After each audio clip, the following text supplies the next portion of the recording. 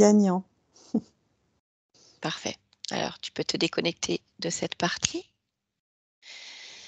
Et je voudrais maintenant que tu puisses te rendre pleinement sur le lieu de vie, voilà, habituel de ta partie physique, dans son espace de vie, sa maison, et que tu observes d'un point de vue ésotérique ce lieu.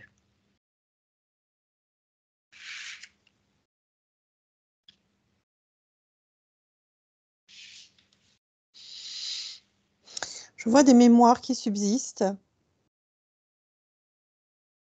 des Mhm. traces de passage. D'accord. Alors, D'accord.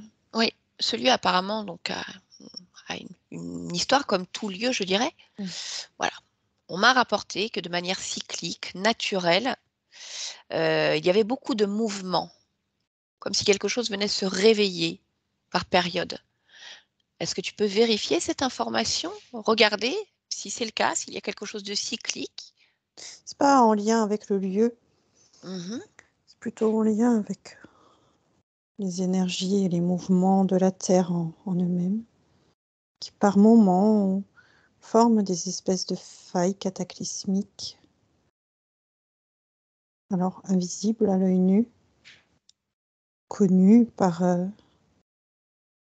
ceux qui sentent les variations, Mmh. Et dans ces ce qui moments-là, va créer plus de présence.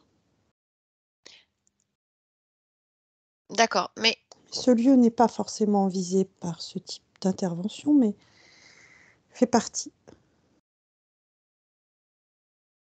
d'accord, mais parce qu'il est dans une zone géographique particulière? Non, D'accord, parce que lorsque tu me parles de ces failles sismiques ou autres, enfin quelque chose qui vient modifier, on va dire les fréquences, ouais. peut-être, heu, si ce lieu n'est pas visé, particulièrement, que ce n'est pas une histoire d'emplacement géographique, est-ce que ça veut dire que partout sur terre, dans ces moments-là, il peut y avoir beaucoup plus de mouvements énergétiques et beaucoup plus de présence? Oui, D'accord.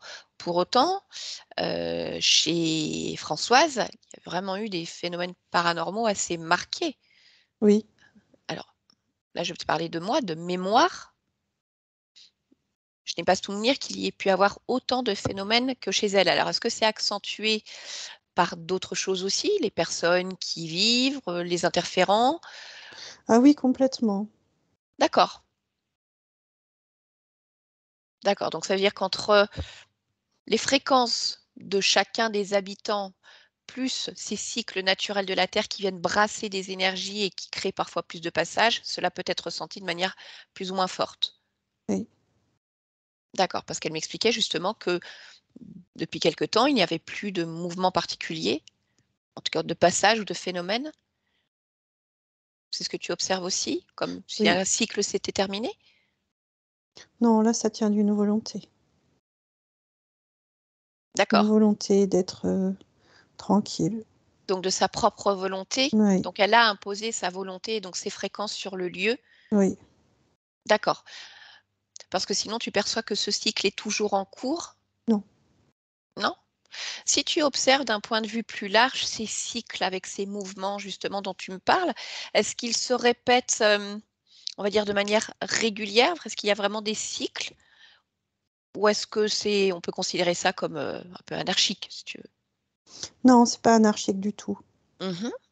C'est vraiment des cycles, D'accord, et alors à souvent liés à des calendriers d'accord, à quelle qui ont fréquence fait tu un les vois? mouvement non naturel, mais D'accord, à quelle fréquence tu les vois se répéter ces cycles? entre 3 et 6 mois. D'accord, oui, donc ce sont des cycles, quand même assez récurrents. Oui. D'accord, et tu me parles de calendrier. Est-ce que tu peux me dire à quel moment il se manifeste le plus? Au moment des solstices, D'accord, et pourquoi? Qu'est-ce qui se passe lors de ces périodes-là? il y a des égrégores d'énergie beaucoup plus forts, D'accord, mais quel type d'énergie? d'énergie électromagnétique humaine et d'énergie électromagnétique non humaine. D'accord, mais à quoi sont dues ces tes énergies électromagnétiques humaines et non humaines. Cette augmentation à ce moment-là. À des alignements planétaires, déjà, qui créent une vibration particulière. Il y a une sorte d'échauffement dans les énergies de chacun, Et à comme quoi en c'est dû? réaction à ces alignements. D'accord. Est-ce que chacun, justement, tu me parles d'échauffement. Qu'est-ce que ça peut générer cet échauffement? Des agacements. Parce que je vois qu'il y a aussi beaucoup de mémoire dans les énergies de chacun, suivant son vécu, son parcours, ses propres initiations, qui fait que il y a cette vibration particulière lors des alignements. D'accord. Donc, est-ce que c'est pour cela qu'à ces périodes-là, ces périodes de solstice, certaines personnes se sentent vraiment mal et d'autres finalement pas tant que ça? Est-ce que c'est dû aussi à leur propre mémoire et vécu, que ce soit mémoire d'ici Ou ou même mémoire, sensibilité, oui. d'accord, ou sensibilité, on va dire électromagnétique, enfin aux fréquences en tout cas, des perceptions plus fines de ces fréquences? Pas forcément plus fine, Mmh. mais en tout cas plus, au contraire, j'aurais dit plus massive. D'accord, et à quoi à quoi est due cette sensibilité plus massive de certaines personnes? Comme un alignement dans leur propre mémoire. D'accord, donc on revient toujours sur les mémoires en fonction du vécu au sens vraiment large du terme. Oui. D'accord. Alors il se trouve que lors de ces périodes-là justement, solstice, que ça soit d'été, d'hiver, il y a beaucoup de rituels, de croyances autour de tout ça. C'est pas des Que ce croyances. Mmh. Bah, alors je modifie le terme que j'ai utilisé. Hem, Différentes personnes, là je te parle humaines, voilà, Mmh. vont dire que ce sont des périodes plutôt porteuses, pour d'autres des périodes plutôt moins porteuses. Et il y a des rituels faits autour de ça, je sais pas, c'est le moment de se couper les cheveux, c'est le moment de faire certains types de prières, c'est le moment de en tout cas. C'est pour ça que ce ne sont pas des croyances, parce que ce sont des égrégores de pensée et donc des actes qui Mmh. vont mener d'un côté ou de l'autre, en fait, de la pensée et donc de l'action. D'accord. Et alors si tu observes vraiment de manière large, sur terre, dans ces Oui, moments-là, où le mmh, moment où il y a tous ces rituels, on va oui. dire, lambda, est-ce que tu vois que c'est plutôt porteur, pas porteur ou c'est très mitigé? Moi, de ma vision, c'est enfermant surtout, Pour quelle raison? parce que c'est comme d'obliger une horloge à se mettre à une heure précise. Le fait que les mémoires se réveillent, ça coordonne avec tout ça et ça oblige quelque part, l'être à s'aligner à cette même chose.